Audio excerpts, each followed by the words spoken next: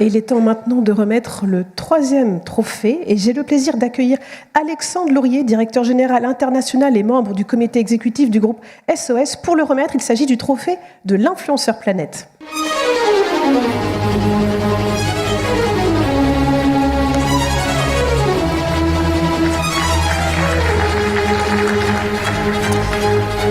Bonsoir. Bonsoir. Allons quand même au bout de cette magnifique musique. Bonsoir Alexandre, merci d'être avec nous. Alors depuis 2 ans maintenant, vous êtes membre du jury des trophées. Alors déjà, est-ce que ça va bien? Est-ce que vous avez bien vécu l'expérience? Je ne serais pas là sinon. C'est vrai, vous êtes captif. Oui, j'aime beaucoup. C'est un peu matinal quand même. Et ce que j'aime bien, ce qui est surprenant par rapport à la thématique de la soirée, c'est qu'on fait l'apologie de la science là, depuis le début de la soirée. C'est vrai, vous avez remarqué. Et ce que j'adore avec ce jury-là, c'est qu'il n'est pas du tout scientifique. Il est assez arbitraire. En fait, il est éditorialisé, ce qui est assez intéressant parce qu'au groupe SOS, et je vois ici Tony Bernard, directeur général de l'Impact Tank, on gère un think tank scientifique sur la mesure de l'impact. Donc on est un peu dans l'obsession de l'objectivation scientifique, de comment on mesure un impact social, environnemental, même quand il est intangible. Et là, en fait, il y avait une dimension très éditoriale où on prenait un peu le pouls de la société, les profils qu'on s'envoyait les uns les autres reflétaient quelque chose qui n'était pas nécessairement scientifique, mais qui disait quelque chose du pays. Donc j'ai beaucoup aimé cette approche-là. Et je suis assez fier aussi qu'on ait fait des choix parfois qui n'étaient pas les choix nécessairement algorithmiques de la mesure d'impact, ouais, mais qui étaient des partis pris assez forts de modèles à mettre en avant. Et je confirme que les débats ont été animés, bienveillants, mais très animés. Pourquoi est-ce que cela fait sens pour vous d'être associé à cette aventure au regard de vos fonctions au sein du groupe SOS ? Qui connaît le groupe SOS ici? Ah. Bon, j'ai rien à dire. Ça est acquise à votre cause. C'est un peu un ovni. On est une multinationale sans actionnaire. On est né il y a 40 ans et on s'est bootstrappé, entre guillemets, pour avoir aujourd'hui 26 000 salariés dans 50 pays au service des autres et de la planète. Et moi, j'ai un peu un luxe en tant que dirigeant, c'est que mon indicateur de performance et mon impact pour les autres et pour la planète, c'est pas de dividendes, puisqu'on n'en verse pas. Et donc, ça a vraiment du sens pour nous de contribuer à un trophée de l'impact, parce qu'en fait, l'impact, c'est notre raison d'être.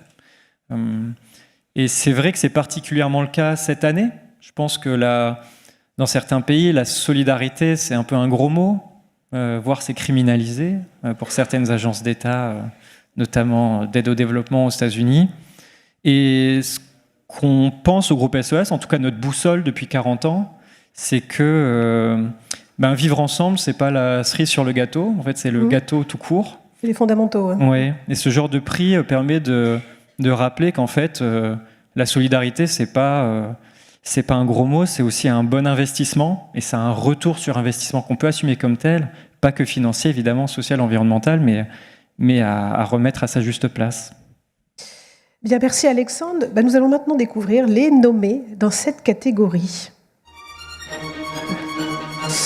Zelba et Isabelle Autissier, connues donc illustratrices et auteurs de bande dessinée, navigatrices françaises pour Isabelle Autissier, qui ont publié une BD sur une bouteille à la mer pour sensibiliser à la protection des océans. Mamadou Dembélé, CEO de Impact Story, une plateforme digitale qui promeut l'impact sous toutes ses formes. Et Maxime de Rostolan, président du directeur de Selcop, coopérative maritime, qui propose aux passagers particuliers de voyager en voile, à la voile.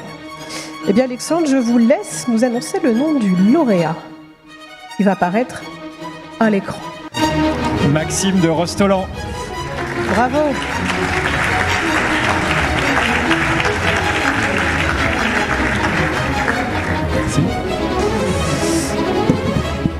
Bravo. Félicitations Maxime, pour le t-shirt notamment, qui est assez exceptionnel. On me dit influenceur. Moi je suis plutôt entrepreneur d'ailleurs. Oui. Mais il y a eu un sujet quand vous m'avez appelé pour la nomination. Mais je me dis peut-être qu'aujourd'hui il y a tellement un gros backlash qu'on manque d'influenceurs et qu'on va chercher dans les entrepreneurs, dans ceux qui font, pour se dire que c'est peut-être l'exemple qui va embarquer tout le monde. C'est votre première action à chaud, ça ? Ouais, non, mais c'est vrai. C'est assez intéressant parce que c'est vrai que c'était une question qu'on s'est posée notamment dans les jurys par rapport aux nommés, où on est plus allé vers des entrepreneurs qui avaient de l'influence. Ça vous ennuie ? Pas du tout, non. Et en plus, si on parle de Cell Cop, parce que j'ai plusieurs casquettes, mais vous êtes serial entrepreneur, on peut le dire, c'est pas négatif. Mais celle de Cell Cop, en fait, elle est née d'un engagement que j'ai pris de plus prendre l'avion, parce que faire des conférences et dire que l'avion est le plus gros poste impactant des citoyens, et soi-même de continuer à le prendre, c'était un peu compliqué. Et en fait, pour ne pas avoir juste à montrer quelque chose de négatif et de culpabilisant, je me suis dit, offrant une alternative. Et en fait, il y avait tous ces bateaux qui traînaient dans les ports, des bateaux de propriétaires qui les utilisent à peu près 4 à 6 jours par an. Et je me suis dit, utilisons-les pour embarquer des gens. Et on a ouvert une première ligne à la voile entre Saint-Raphaël et Calvi, la Corse, puis une nouvelle vers les Glénans et maintenant les États-Unis. Et on est en train de construire un gros bateau de 80 passagers pour la Corse. Donc c'est aussi d'essayer de montrer, et c'est difficile de passer après ce qui vient d'être dit, et voilà, on est dans une société qui est déjà assez lourde, hein, et je pense que aujourd'hui montrer quelque chose de positif et d'enthousiasmant, c'est sans doute la meilleure manière d'embarquer les gens. On ne rit pas de vous, bien sûr, mais du dessin de CAC derrière vous que je vous laisse. Très bien. Oui, il y a toujours des petits soucis logistiques encore à régler. Mais l'avantage, on a décidé de partir de Saint-Raphaël parce que le port est à 4 minutes à pied de la gare et 90% des gens qui viennent en train. Donc, Il a réponse à tout. Il est trop fort. Merci beaucoup. Félicitations encore. Mais je vous laisse beaucoup avec Alexandre prendre la photo avec le beau trophée. Je vais te positionner au centre de la scène.